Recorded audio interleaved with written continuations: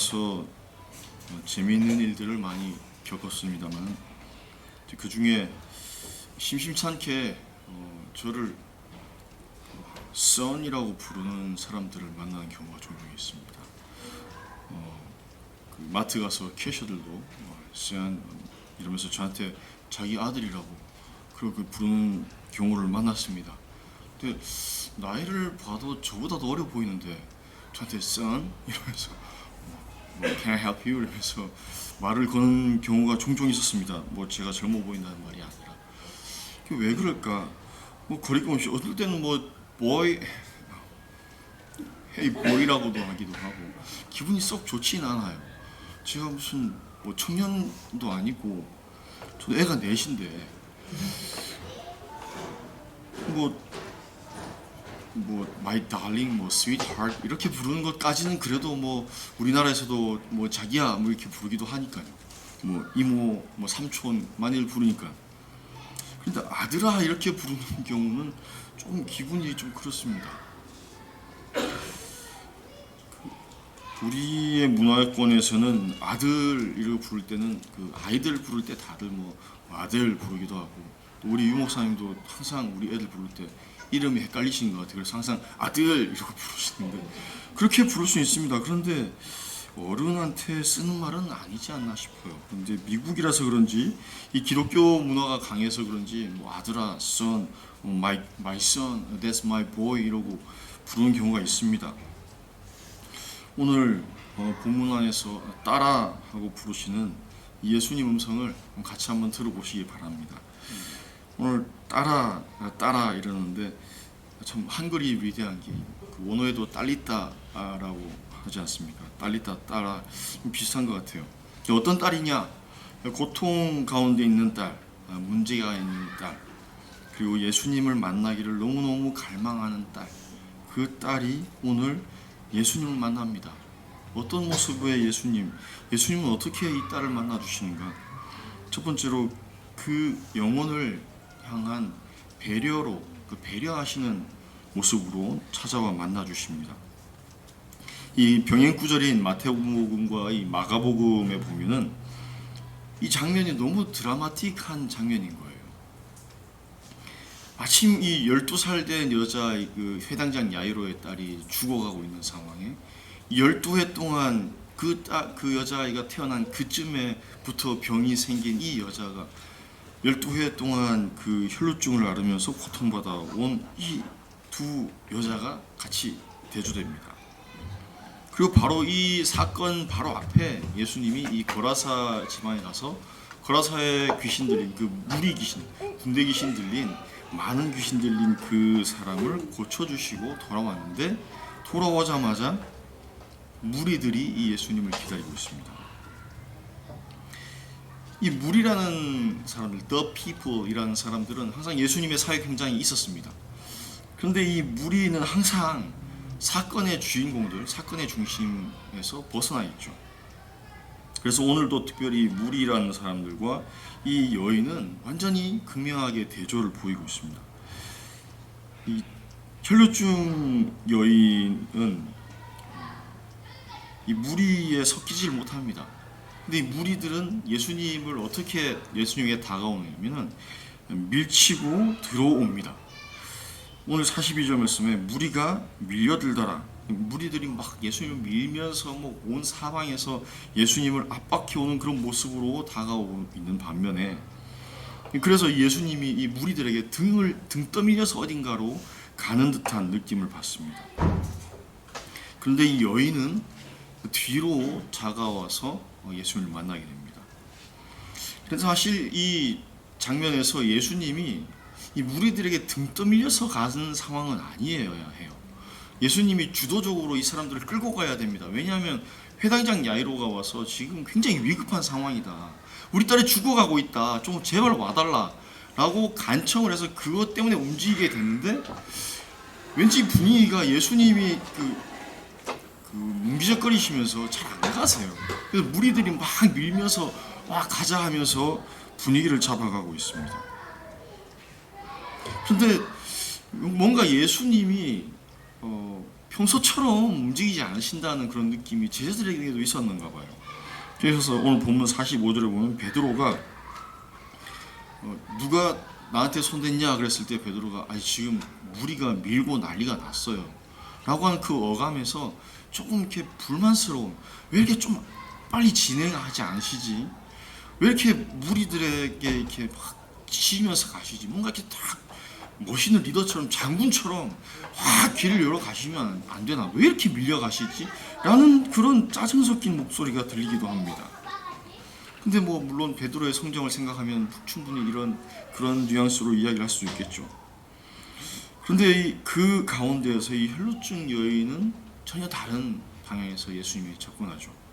예수님의 뒤에서 이 사방에서 우겨싸서 예수님을 밀치는 사람들과 반대로 뒤에서 접근합니다. 44절에 뒤로 와서 그의 옷가에 손을 댑니다. 근데 옷가에 손을 댔다는 이 터치됐다는 그 말이 지금 이 여인이 가서 정말 무슨 아이들의 놀이하는 것처럼 와서 예수님을 이렇게 탭하고 뒤로 빠졌을까? 자, 한번 생각을 해보시기 바랍니다. 우리가 정말 너무 간절한 기도의 제목을 가지고 예수님이 바로 앞에 계시는데 이 한 뼘이 가까워지지 않아서 겨우겨우 애써서 가서 예수님을 터치하게 됐어요. 그러면 어떻게 하시겠어요? 움켜잡습니다. 그 옷을 움켜잡게 되어 있습니다. 그런데 이 움켜잡는 행동하고 이 무리들은 밀지만 이 여인은 붙잡아 당깁니다. 이 잡는 방향도 예수님을 만나는 그 접촉점도 방향이 다르게 가고 있어요. 참 재미있는 드라마 장면입니다. 여기에서 이 예수님을 뒤에서 따라와서 예수님의 옷자락을 잡아당긴 이 여인이 정상적으로 예수님이 갔다면 예수님을 따라와서 예수님을 만날 수 있는 확률이 얼마나 될까요? 아무리 여인의 믿음이 강하고 의지가 강할지라도, 여인이 아무리 억순이라도 그 무리들을 비집고 가서 정상적인 걸음으로 가는 사람을 이 병이 있는 여인이 뚫고 가서 잡기는 참 쉽지가 않습니다. 그래서 여기는 여인의 믿음보다는 예수님의 모습, 예수님의 마음이 더 많이 드러나 있는 것입니다. 예수님이 왜 밀리면서까지, 등 떠밀리면서까지 지체하고 계시는지, 왜 정상적인 보폭을 가지 않으시고 반걸음씩 밀려서 가시는지, 도대체 무엇을 위해서 늑장을 부리시는지 보게 되면은 바로 이 여인이 잡아주길, 이 여인이 잡을 수 있을 때까지 예수님이 당신의 걸음을 늦추시는 모습을 보게 됩니다. 이건 하나님의 은혜인 거죠. 이 예수님의 은혜입니다.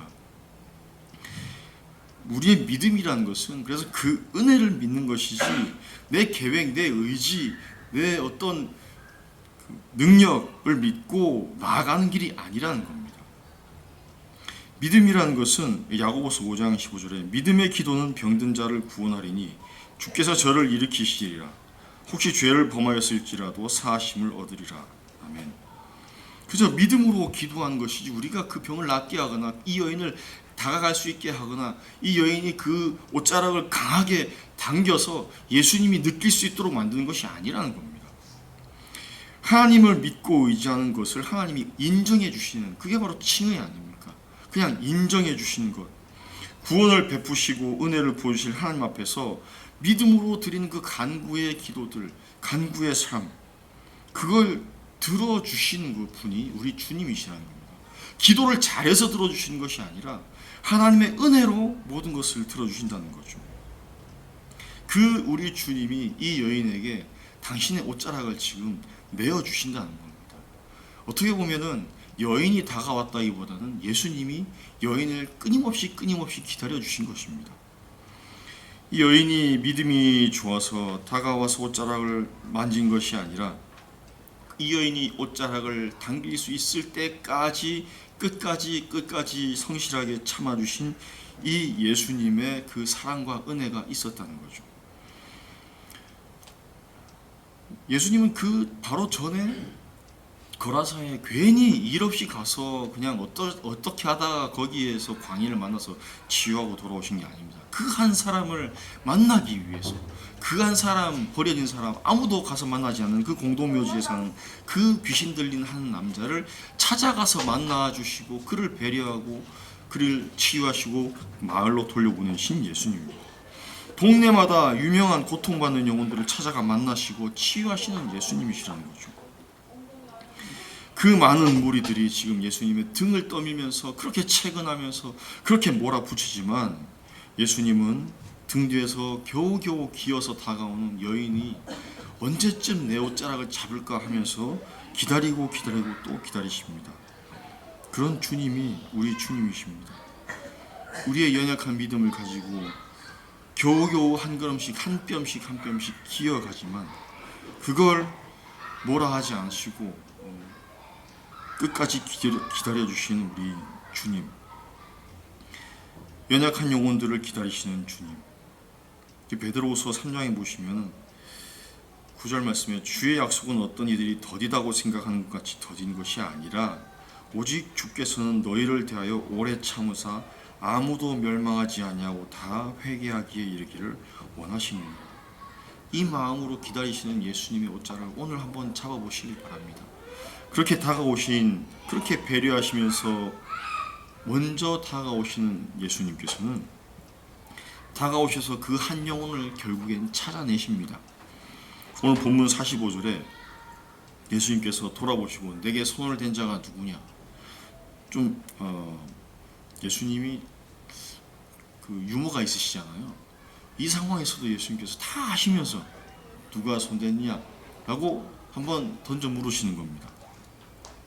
마태복음 9장 또 마가복음 5장에도 돌이켜 그를 보시며 돌아서서 이 일을 행한 여자를 보려고 둘러보시며 그런 예수님의 모습이 다 나와 있습니다. 특히 마가복음에는 그 짧은 복음에서 먼저 쓰여졌기 때문에 그 안에 내용들이 많이 빈약할지도 모르겠지만 특히 이 기사만큼은 마가복음이 제일 길게 기록하고 있습니다. 이 여인이 어떻게 해서 예수님을 만나고 어떤 일이 벌어졌는지 아주 상세하게 기록하고 있습니다. 그래서 사실 이전에는 이 부분을 읽으면서 때론 예수님이 너무 야속하시다라는 생각이 들 때가 있었어요. 이 여인이 예수님의 옷자락을 만지고 치유를 받았으면 그냥 좀 가주시지, 뭘 그거를 서가지고 뒤로 돌아보고 누가 만졌어 물어보고 그러시는지. 그냥 가시면은 덜 부끄러울 텐데 들키기만 하면은 그냥 뭐 민망한 상황이 아니라 죽을지도 모르는 그런 상황인데 굳이 돌아서서 그 여인을 찾으시는 주님이 강조됩니다. 요즘 그 아까도 우리 찬희 인도자 집사님이 말씀하셨지만 레위기를 쭉 보고 있습니다. 이 레위기에서 그 유출병 환자인 이 여인이 얼마나 부정한지, 어떻게 또 정결하게 하기 위해서 많은 시간과 날들을 보내야 하는지에 대해서 좀 나온 부분이 있었어요. 즉 정리하자면 요점은 그겁니다. 유출병이 있는 사람은 절대 다른 사람을 접촉을 하면 안 됩니다. 그런데 오늘 이 여인은 예수님을 이렇게 만지고 잡아당겼는데 예수님이 오히려 이 여인을 정하게 치유하게 치유를 해주십니다. 이 레위기 6장을 보시면은 기존의 다른 제물들은 다 누군가가 부정한 자가 손을 대면 그 제물이 부정해지는데 레위기 6장에 나오는 이 속죄 제물은 그 자체가 거룩하기 때문에 이 속죄제 제물에 손을 대거나 그게 닿는 것은 다 거룩하게 바뀌어 버립니다. 전혀 그 상황이 반대가 되는 거죠. 즉 예수님은 우리 가운데에 이 속죄를 위한 제물로, 희생 제물로 계셨기 때문에 이 당신을 더럽힐 수 있는 이 땅 위에 어떠한 것이 없었다는 겁니다. 이 여인의 유출병조차도 예수님을 터치해서 예수님을 부정하게 만들 수가 없었다는 거예요. 오히려 거룩하신 예수님을 터치하는 그 모든 것들이 거룩해질 수밖에 없다는 거죠. 예수님이 기적을 일으키는 이 마법사라면 뭐 우리 삶에도 뭐 우리가 원하는 것만 이루고 그 다음에 그냥 지나가면 좋을 것 같아요. 기도하면서 그냥 뭐 제가 뭐가 필요합니다. 하나 주십시오. 그럼 그거 받고 나면 고맙네요. 그리고 그냥 지나가면 좋을 것 같아요. 예수님이 절대 우리의 죄된 모습, 우리가 거룩해져야 되는 모습을 지적하지 않으시고 다시 찾지 않으시고 그냥 가주시면 좋겠어요 라는 때가 얼마나 많이 있으세요. 그냥 지나가시면 얼마나 더 은혜로울까. 하지만 예수님께서 찾으시는 것은 그 한 영혼입니다. 그저 밥상에서 떨어지는 부스러기 은혜 주워먹고 겨우겨우 연명해오는 그 한 영혼, 그 한 영혼을 예수님은 끝까지 찾아가서 만나십니다. 삭개오가 그랬고 거라사의 광인이 그랬으며 우물가의 여인이 그랬고 오늘 이 혈루증 걸린 여인이 그렇습니다. 우리도 그렇습니다. 우리가 새벽 기도도 드리시고 뭐 새벽에 여기 안 나오시는 분들도 집에서는 새벽 일어나서 다 기도하시잖아요. 기도하실 때 오늘 하루 그냥 무탈하게 별 탈 없이 잘 살게 해주세요라는 기도 드리시지 않습니까?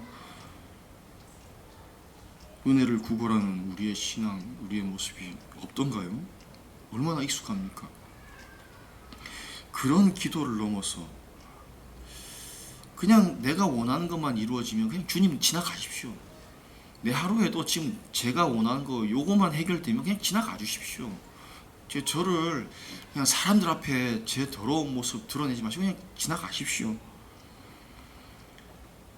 그럴 때 그런 우리의 모습 앞에 예수님께서 멈춰서서 돌아서서 우리의 눈을 마주 대하십니다. 예수님은 우리 그 한 영혼을 간절하게 찾으십니다. 우리가 그렇게 내가 원하는 것 간절하게 해결되기를 기도하면서 그랬을 때 사실 그게 이루어지고 나면 예수님 잘 따라갔나요 우리가? 이 여인이 자기의 몸에 병이 나았을 때 그때 더 기어서 예수님 앞에 나아갔나요? 그 자리에 멈춰서서 됐네 뭐가 됐네 이러고 더 이상 예수님을 바라보지 않는 경우가 얼마나 많이 있습니까? 그때 정작 예수님께서는 돌아서서 우리를 향해서 다가오십니다. 이것이 진짜 은혜라는 겁니다. 부끄러운 우리를 좀 고약한 마음에 너 더러운 인간 너 그런 모습으로 와서 교회에 와서 그냥 교회 이용해 먹고 그래? 한번 창피 한번 당해봐라 라고 해서 우리를 드러내시는 게 아니라 우리에게 참된 구원을 경험하게 해주시기 위해서 우리를 다시 찾아와 다시 만나 주십니다. 그렇게 찾으시는 주님 앞에 선 우리의 모습은 어떤가요? 너무 참담하지 않습니까? 비록 기적을 경험하고 기도 응답은 받았는데 얼마나 비참합니까? 그런 우리의 더러운 모습 앞에서 우리 예수님은 마지막으로 그의 영혼을 사랑하시면서 만나 주십니다. 오늘 본문 47절에 이 여자가 숨길 수 없다는 것을 알고 사람들 앞에 나와서 그 손을 댄 이유와 그 결과가 어떻게 되는지에 대해서 이야기를 합니다. 그때 예수님께서 그 다음 절에 딸아 내 믿음이 너를 구원하였으니 평안히 가라. 딸아 평안히 가라 라고 말씀하십니다. 마치 이 야곱 강가에서 야곱이 이 천사와 씨름하고 나서 야 네가 이겼다. 사실 이긴 게 아닌데 네가 이겼다 라고 그냥 인정해 주시는 것처럼 받아주신 것처럼 그래 네 믿음이 참 크다. 네 믿음이 구원을 이루었다. 평안하게 가라. 그러면서 하나님께서는 평안을 하늘의 샬롬을 그 현장에 선포하십니다. 지금 이 상황이 샬롬할 수 있는 상황이 아니라는 겁니다. 그 여인이 예수님께 다가오면서 부딪혔을 그 많은 사람들, 그 많은 지역 주민들 다 이 여자가 누군지 아는데 하와이에서 12년 동안 살았으면 그 사람이 누군지 이름 안 돼도 다 아는데 그 여자가 만약에 그 사람이 만약에 우리 예배 자리에 나온다면 다 아는데 근데 예수님은 그 자리에서 평안하게 돌아가라 샬롬 하고 하늘의 평안을 선포하고 계십니다. 한 번도 이 여인은 12년 동안 샬롬을 누려본 적이 없습니다. 그리고 이 자기 인생의 마지막에 어쩌면 돌맞아 죽을지도 모르는 인생의 최악의 순간에 와 있는 그 현장에서 예수님께서는 샬롬 하십니다. 이 여인에게 피가 멈추자마자 이 여인이 깨끗해졌을까요? 뭐 당장 깨끗이 쓸 리가 없지 않습니까? 저도 그 어릴 때는 굉장히 연약했습니다. 뭐 지금도 좀 약해 보이겠습니다만 옛날엔 더 연약했어요. 그래서 청소년 때 제가 코피를 하루도 빠지지 않고 최고 많이 흘린 게 40일 동안 코피를 매일 흘린 적이 있습니다. 그러니까 이 코피가 안 나도 뭐 입안에서 항상 피 맛이 나더라고요. 코에서 항상 피 냄새가 나는 겁니다. 밥을 먹어도 피 냄새가 나고 뭐 물을 마셔도 피 맛이 나고 12년 동안 피가 멈추지 않은 이 여인의 몸이 그 혈루의 근원이 말랐다고 할지라도 이미 그의 몸이 아직 뭐 어디 가서 샤워하고 온 것도 아니고 그냥 그 현장 그대로 있는 거예요. 피가 흐르는 그 자리에서 그냥 피는 멈췄지만 흐르고 피 묻은 옷 그대로 흙투성이가 된 그대로 피냄새, 흙냄새, 땀냄새 섞인 그 여인이 정말 샬롬입니까? 아닙니다. 여전히 더럽고 오히려 더 더럽고 사람들 앞에 드러났을 때 더 추하고 여전히 냄새나는 그 여인. 그런 여인을 보면서 어떻게 예수님은 괜찮다, 평안하게 가라 라고 말씀할 수 있냐는 거죠. 무리의 눈으로 본다면 이 여인은 결코 괜찮지 않습니다. 더럽고 추하고 절대 가까이 할 수 없는 그 여인의 모습이 예수님의 마음에서 본다면 예수님의 그 사랑의 마음, 사랑의 눈으로 보는 그 눈에는 이 여인은 괜찮습니다. 예수님이 이 자리에서 거짓말을 하시거나 과장하신 것이 아니라 예수님 눈에, 예수님 마음에 이 여인은 너무 괜찮은 여인인 거예요. 너무 이제 정결한 여인인 거예요. 왜? 당신을 만졌기 때문에, 거룩해졌기 때문에. 우리끼리 무리의 모습에서, 무리의 입장에서 우리 서로를 보면 정말 볼품없지 않습니까? 저 사람은 저래서 더럽고, 이 사람은 이래서 냄새나고, 그 사람은 그래서 싫고, 무슨 쌈딱도 아니고 만나는 사람마다 들이받고 다투고 제대로 된 관계 하나도 없는 그런 우리일지라도 예수님의 눈에는 오늘 여러분들은 다 꽤 괜찮은 사람들입니다. 정말 사랑스러운 사람들이고 거룩한 사람들입니다. 자기 자식은 예뻐 보이는 것처럼 딸아 안심해라, 딸아 평안하라, 딸아 평안히 가라. 이 예수님과의 만남이 없으면 아무리 큰 기적을 경험해도 두려움과 공포를 벗어날 수가 없어요. 예수님이 이 여인을 찾아와서 다시 만나주고 평안히 가라라는 말을 하기 전까지 이 여인이 어떤 모습이었냐면 47절에 떨며 나와 엎드려, 마가복음에도 나옵니다. 두려워하며 떨며 기적을 경험했어요. 기도하고 자기의 믿음으로 자기의 의지로 와서 예수님을 잡아당기고 그래서 나았습니다, 병이. 그런데 여전히 이 여인은 두려움과 이 공포의 삶의 자리를 벗어나지 못하고 있는 겁니다. 기적이 우리를 예수님께 나아가게 못 만든다는 거예요. 예수님이 다가와주시지 않으시면은 아무리 큰 기적을 경험하고 아무리 대단한 일을 해도 우리는 결코 두려움에서 벗어날 길이 없습니다. 철저하게 우리 주님이 먼저 우리를 향해 오십니다. 장차 그 주님이 또 우리를 향해서 오실 것입니다. 그래서 만나주시고 사랑으로 우리를 만나주시고 그 사랑의 눈, 이 여인을 바라보신 그 눈으로 언젠가 우리를 또 바라봐 주실 겁니다. 그때 비로소 이 여인은 삶이 온전히 회복되고 치유되게 되고 평화를 누리게 됩니다.